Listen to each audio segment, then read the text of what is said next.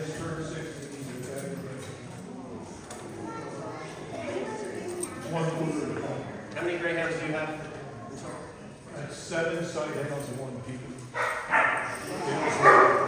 They have 8 dogs. All right.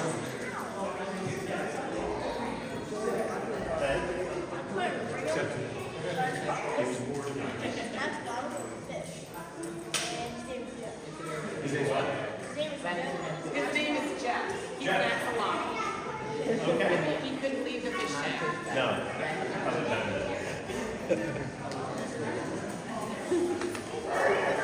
I want this is Marshall. He's the first boy of Eric and I.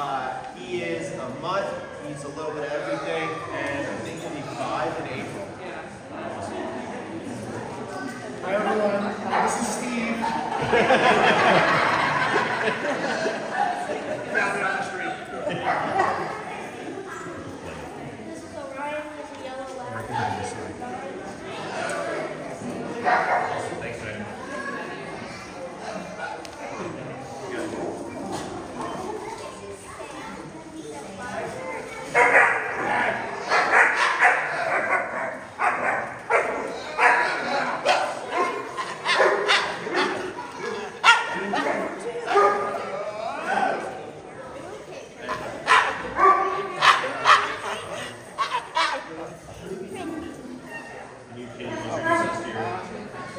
This is Princess. She's also.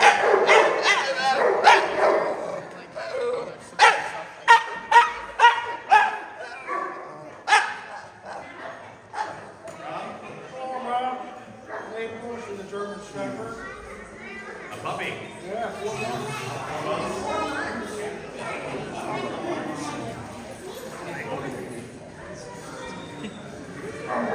Virgos. This is Darla. She's a Boston Terrier. She is going to be, she's 6. Hi, this is Maggie. Oh my goodness. She cockatiel, and she's 2 years old, and she's very friendly. Very cute. This is Lorelei. She's 5 years old, and I'm John. And she's a Labrador. All right.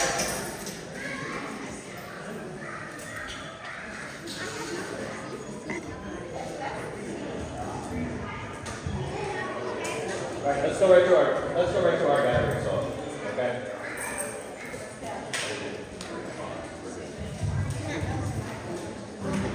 We invite you to rise as you are able. The whole like standing, sitting thing is just going to be whatever you're able to do with your animals. So, all right, let's sing.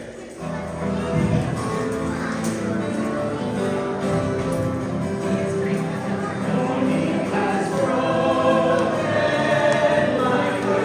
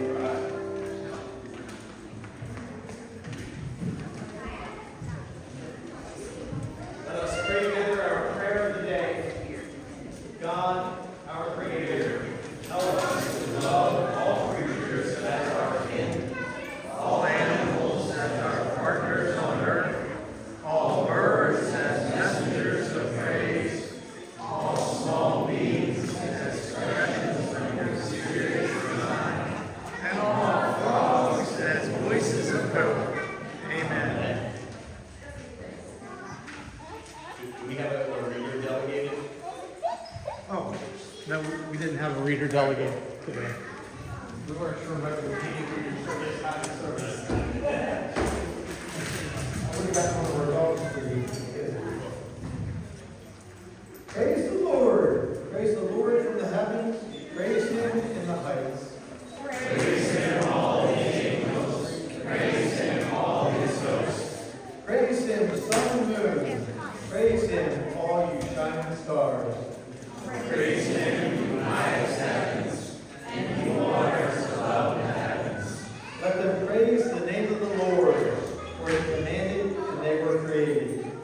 He established them forever and ever. He fixed their bounds and cannot be passed. Praise the Lord from the earth, you sea monsters and all deeps. Fire and hail, snow and frost, stormy wind, filling and sand. Mountains and all hills, trees and all cedars.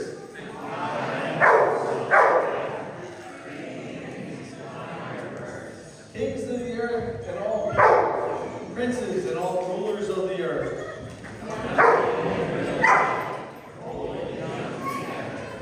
Let them praise the name of the Lord, for his name alone is exalted, his glory is above earth and heaven.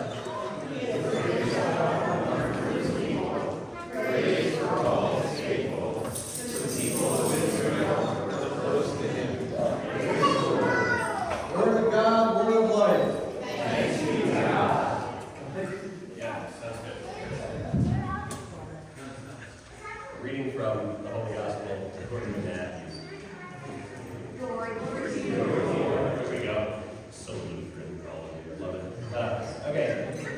At that time, Jesus said, I thank you, Father, Lord of heaven and earth, because you have hidden these things from the wise and the intelligent and have revealed them to infants. Yes, Father, for such was your gracious will.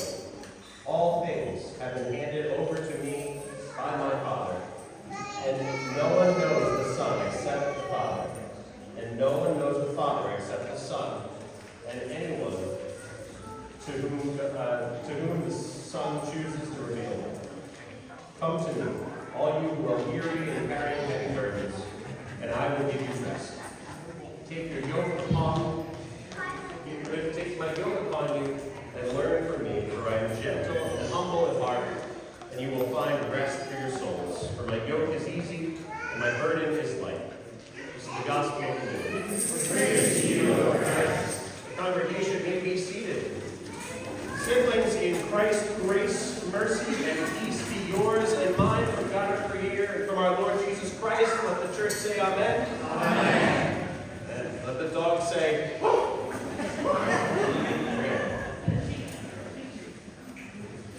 So the story is told of a little town of Gubbio in the Italian hills.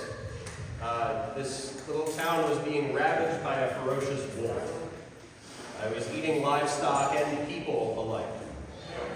The townspeople were absolutely terrified, and they huddled behind the safety of the town walls. Saint Francis of Assisi arrived. He heard of what was happening. He took pity on the people of the town and on the wolf. And he decided to go out and talk to the wolf.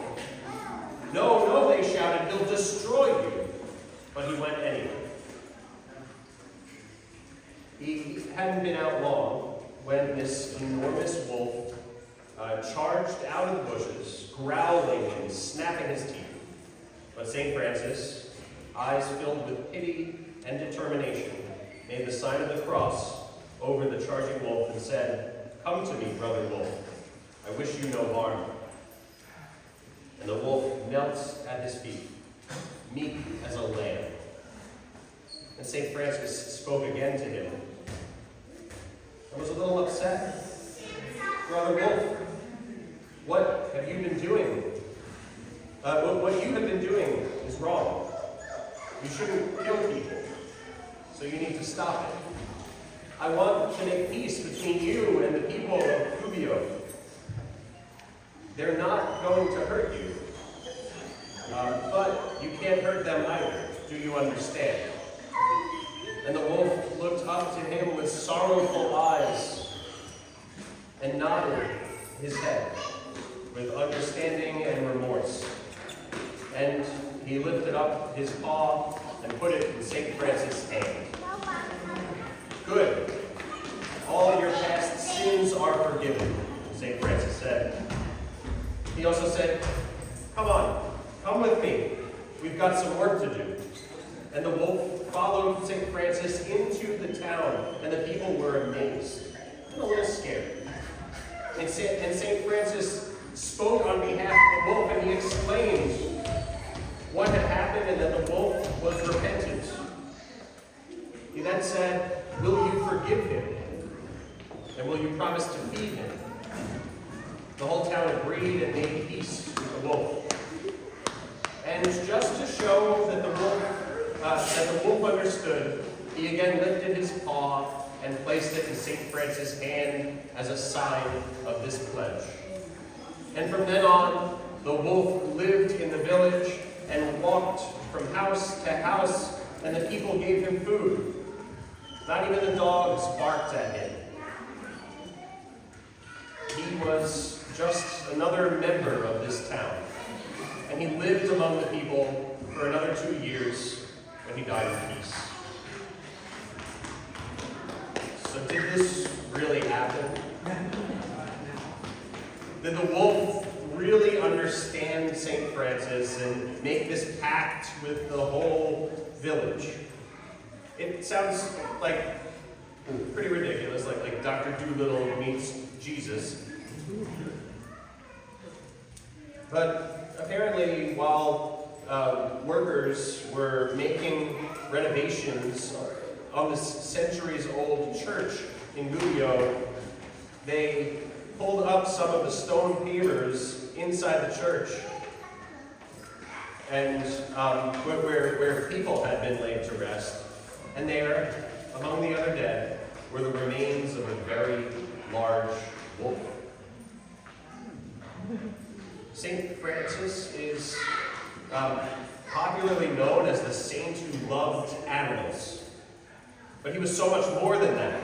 Beneath his love for animals, beneath his love for the poor, St. Francis, this is a quotation from a book.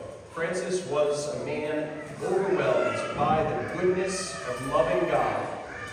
He was a mystic whose faith had so transformed his vision that he perceived that the entire world was filled with power, wisdom, and goodness from the Creator. And that's from a book called Francis and Clare. When Francis saw the animals, when he saw people in need, they were living symbols of God's very self. And he saw in them not just symbols of God, but fellow creatures of God who, like him, were called to love God. So yes, he preached to the birds and he tamed the wolf, because all of creation was made to live in the love and adoration that God has for all of us. So Francis knew himself to be a sibling with all of creation, because all of creation is born of God. Centuries before Francis, there lived a prophet named Isaiah who envisioned a day when God's salvation would be complete and when violence in this world would vanish. The wolf and the lamb shall feed together, Isaiah wrote. They shall not hurt or destroy on my holy mountain, says the Lord. Amidst a world wrecked by difficulty and hardship and death, the wolf of Gubbio is a foretaste of the kingdom of God, bless you, where four enemies can live side by side in peace. This is God's vision for humanity. This is God's vision for all of creation. This is God's desire for us. And when we catch glimpses of the kingdoms, we know that deep down it is our desire as well. So I suspect that for many of us, these glimpses of the kingdom come through our pets. Our families may be estranged. We may have quarrels with neighbors. And yet, we can find love, unconditional love, through the creatures in our lives. We may still be haunted by our parents' disapproval, but when you walk through the door and have the creature greeting you as though you've done nothing wrong and could never do anything wrong to lose their love, you know that that is God speaking to you through creation. Their unflagging loyalty, following us from room to room, speaks a truth into our hearts that we need to know. When we get down on our knees and we bury our faces in their faces and speak ridiculous words of devotion and affection, Who's a creature? That's what? I want you to imagine God loving you the same way. These pets recover in us a deep-seated belief that we too can freely live without shame. That we can delight in simple pleasures in this world. They release us. They release in us the freedom to be who we want to be. Our pets reveal what we hope and long to be true for us and for the world around us. It's not just the existential longing of poets and prophets. It's a longing made real deep within us and revealed to us in flesh and fur and scales and feathers. Slobbering tongue or little scratchy cat tongue. May the freedom and love and acceptance that we know through our pets be living sacraments for us. Signs of God's gracious love, giving life to us and a glimpse of God's kingdom. When we don't want to stand up when we don't want to stand up and dislodge the cat who's asleep on our lap or our chest, may we perceive what it means to be at rest in the lap of God, who wants us to remain in the peace of God's love. When we've disappointed the people we love, may we still greet ourselves with unbounded joy, just like our dogs do. May our pets help us to become like St. Francis, at one with creation, that we may hope for and live into this kingdom of God, where all is at peace, where all are loved, and none are hurt. Let's pray together. God, we thank you for the gift of creation, for the buzzing of the bees, for the tweeting of the birds, for the barks in our heads. May they be signs of your kingdom, and may we live fully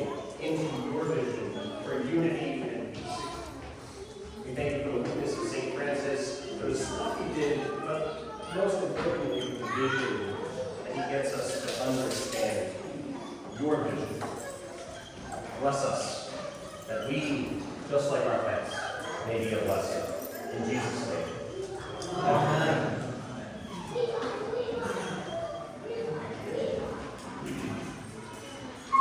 So now we have a litany of blessing.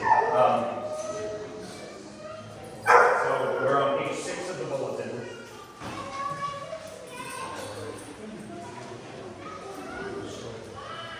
Spirit of life, for all the beautiful, loving, loved animals we see before us, we ask. May they be blessed. For all the animals who bring loveliness and happiness into our lives, though they are not here today, though they may not be here today, for their long lives and good health, we ask. May they be blessed. We lift up the names of animals who we have lost.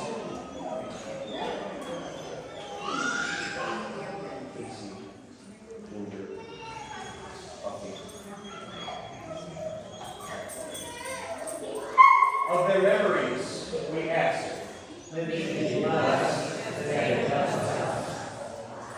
For all the animals who live in fields and on farms, in the seas and in the desert, who depend on human kindness for their well-being and on our foresight for their habitats and homes, for all the species who we have yet to discover in the amazing diversity of life with which they grace this world.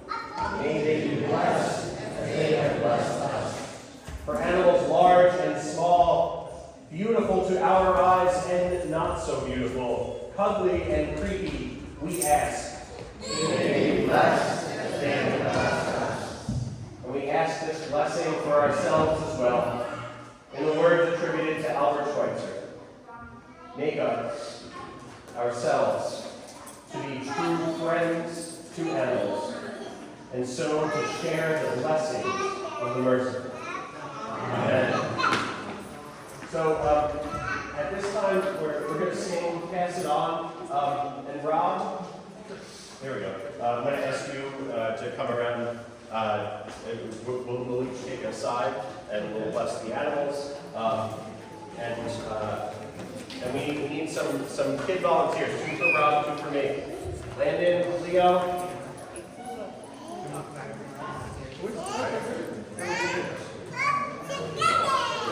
So take a look and help me, Rob. Okay.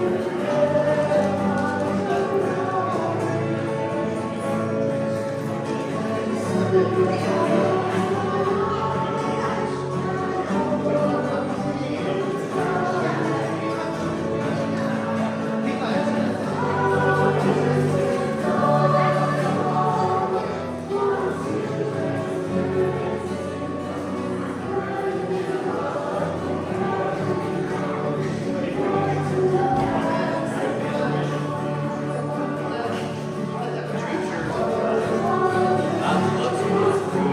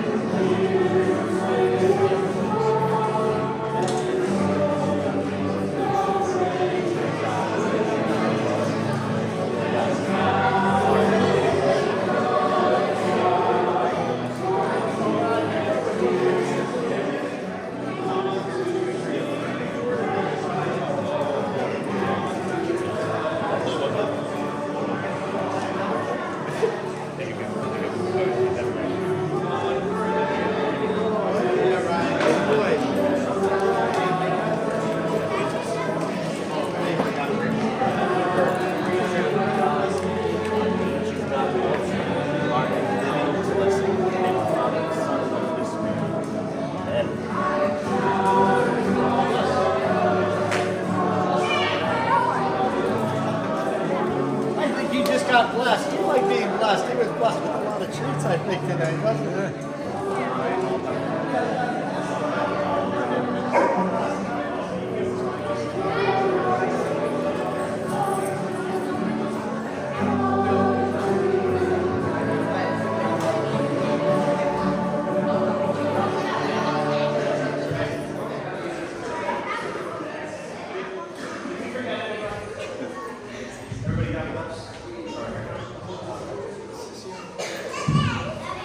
Friends, the peace of Christ be with you always. Let's just take a moment to share a sign of peace with one another.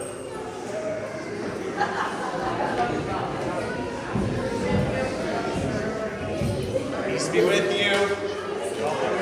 Peace, musicians.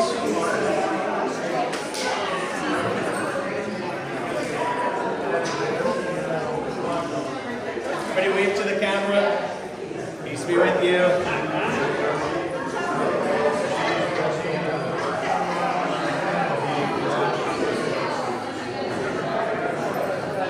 Friends, now is the time in the worship service where we worship God with our giving as we bring the first fruits of our labor, declare that money has no power over us in this morning's offering. Do we have 2 young volunteers who would like to collect the offering? All right, Mike. Awesome.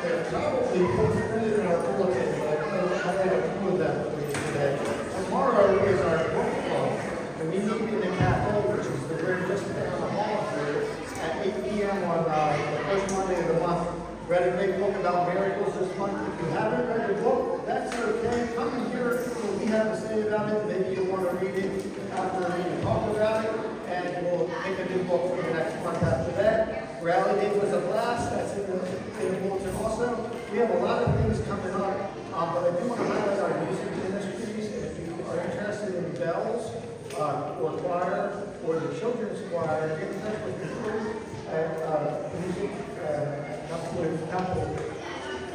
Music at Temple is better. Yeah. Thank you for that. Thank you. Had a great time last week. Thank you, Pastor Tim. Let's get Pastor Tim.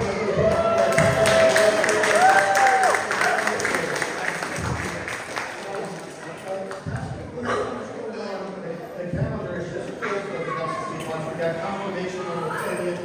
We got All Saints Sunday coming up the next week. So over the next 6 weeks, we probably have 6 events going on. So very excited. Looking for the connections for all the different things that we have going on. Thank you. Thanks, Rob. And I do want to let you know we're starting a new sermon series going like this because my plan for the next year is to preach sermon series that I've preached before. I've been here 10 years. I've been here longer than most of you at this point. Not all of you, but most of you. There's some really cool stuff that I did in like 2013 that you never had a chance to see. And that I go back and I look at my sermon and go, ooh, I wish I could have a redo of that one. So, we're gonna do some, we're bringing back old sermon series, like a greatest hits tour or something. And the one coming up, it's 7 weeks long. It's called The Sacramental Life. We did it in 2017, so it's not that long ago. We are looking at the 7 sacraments recognized by the Roman Catholic Church. And we are highlighting each of them and claiming them in the daily life of the Christian. In the Lutheran Church, we only acknowledge 2 sacraments. We have baptism and communion. The other things, they're wonderful things. They're things worth doing. We don't call them sacraments, but they are certainly sacramental because there is promise in them, and Jesus shows up. And so, just like a little preview, next week we're looking at reconciliation. So it'll be about forgiveness, forgiving ourselves, and we're going to have an opportunity for everybody to come forward and be anointed and have the entire forgiveness of all your sins declared to you by name in person. When we do anointing of the sick, it's not just about putting oil on someone's head and praying for them, although that's a nice thing to do. Also, we're going to care for people and make meals and bring them to people. So we are going to assemble lasagnas at the beginning of worship. Like we'll have tables on the pews, assemble lasagnas, bring them downstairs, bake them off during worship, and bring up 8 piping hot lasagnas, and then get volunteers to take them to the homes of sick and shut-in mission partners in the congregation that morning, right? So, we're going to be doing all kinds of fun stuff in worship, reclaiming sacramental living coming up. So, get excited for that. All right. And I'm still writing thank yous, so I haven't sent any of them out. It's been so overwhelming. Just celebrated 10 years of ordination anniversary, and 10 years at Temple. And last Sunday was really fun, and it was literally one of the best days of my life. And thank you to Amanda and Sarah for so much of what they've done to coordinate it, and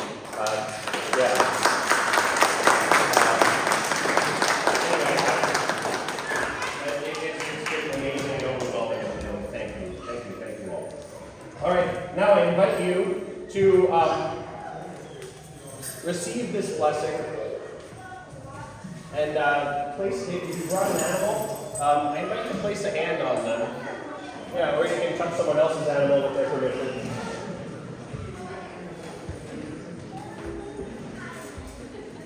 The Lord bless you and keep you. The Lord's face shine on you with grace and mercy. The Lord look upon you with favor and give you peace. Amen. Let's sing.